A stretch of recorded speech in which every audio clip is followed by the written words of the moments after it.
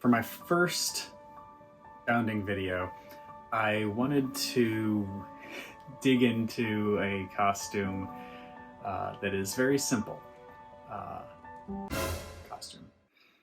I don't even know the words to use. This is something I've been interested in doing for a long time, but I've never been a fashion person myself. I'm in this awkward position where I have seen every Tim Gunn season of Project Runway, and I have lusted after fantasy fashion for 20 years now. It's terrifying to say, but it's been 20 years since Lord of the Rings came out, and the first time that I saw those Lord of the Rings costumes, the first time I saw the Hobbit costumes with their glorious layers, the first time I saw Aragorn's costumes with the just this sense of lived in leather, it was so captivating. I wanted to be in that world of Peter Jackson's Lord of the Rings. And that's to say nothing of the specific obsession that I have had with the Even Star pendant ever since I first saw Arwen hand it to Aragorn on that bridge covered by trees and moonlight. That is a scene that is forever etched in my mind, and something that I don't even know if I can thoroughly explain how much I feel about it. And then as we go on this journey through Middle-earth and we see the clothing of the Rohirrim and the different architectures, and then we make our way down into Gondor and all of the subtle differences between the Gondorian clothes and armor and that of the Rohirrim, and of course the little nods to both of those, especially the Gondorian stuff in Aragorn's costumes, because Gondor being the remnants of Numenor. I'm nerding here, which is why today we are going to be Hobbit Bounding. Let's take a look at what we have. So the one thing that I bought for myself at full price was a pair of brown pants.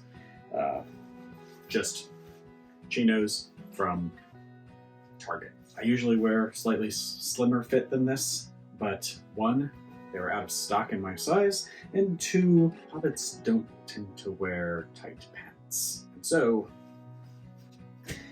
all right, very comfortable, perfect, lots of room for masks, and loose enough for dancing on the green. The only other thing that was purchased at full price was this very nice linen Henley that Allie gave me for my birthday. I love this shirt. The only complaint that I have about it is that the sleeves, when rolled up, are too tight. Don't see terribly many adult hobbits in short sleeves. At least not that I recall. So, here we go.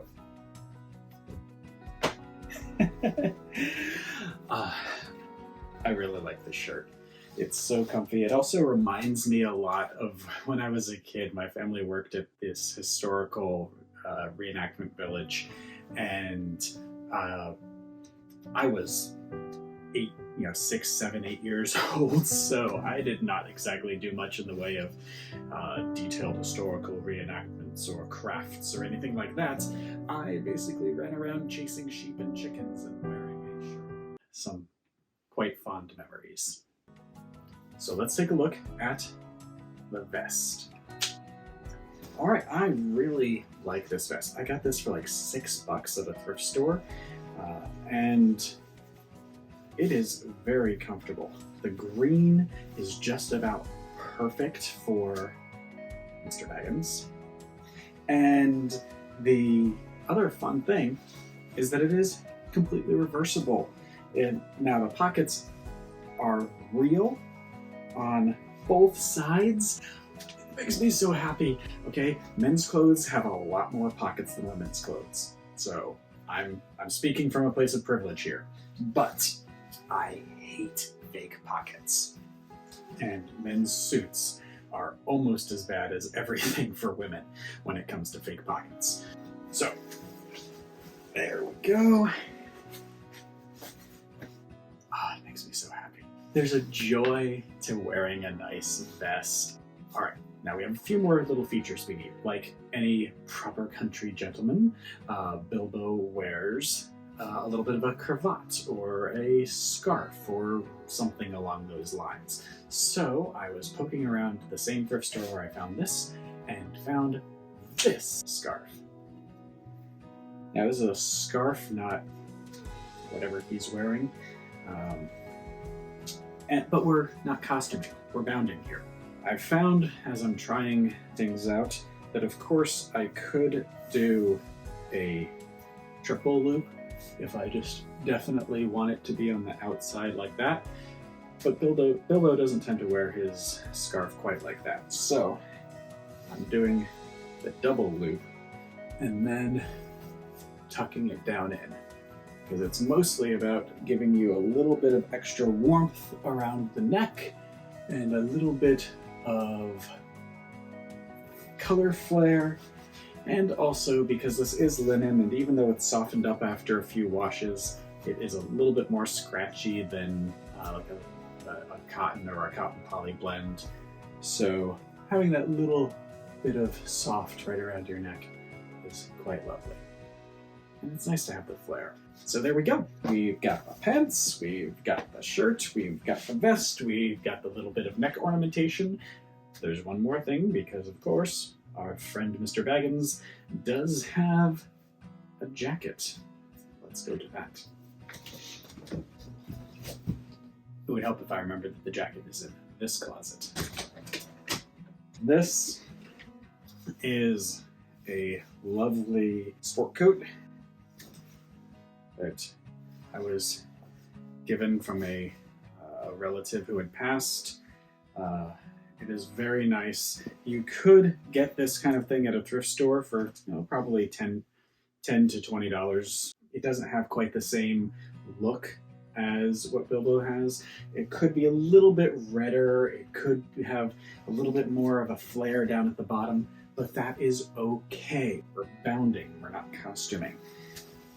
And we're thrifting along the way.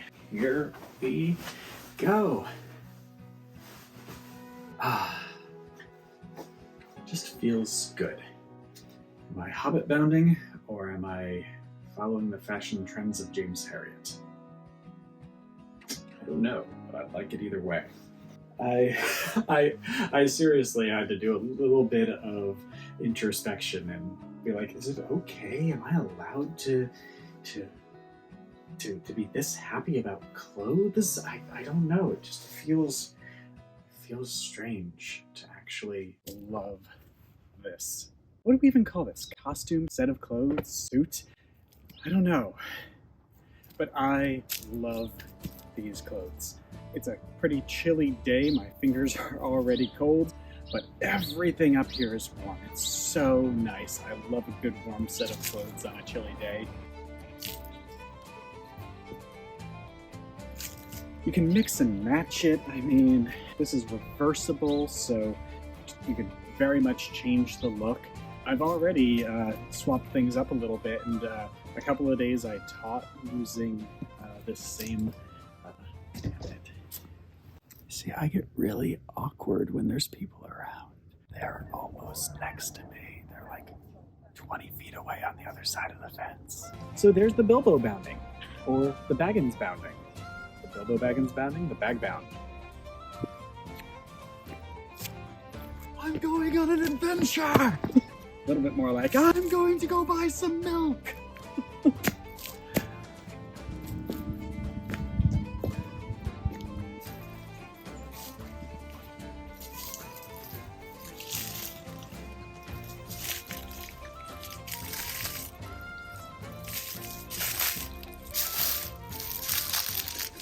So, I'm thrilled with how this turned out.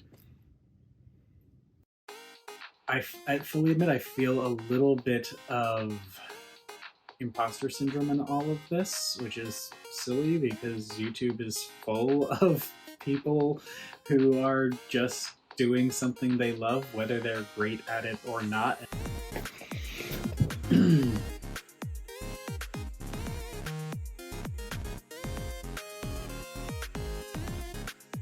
Is this how we do this?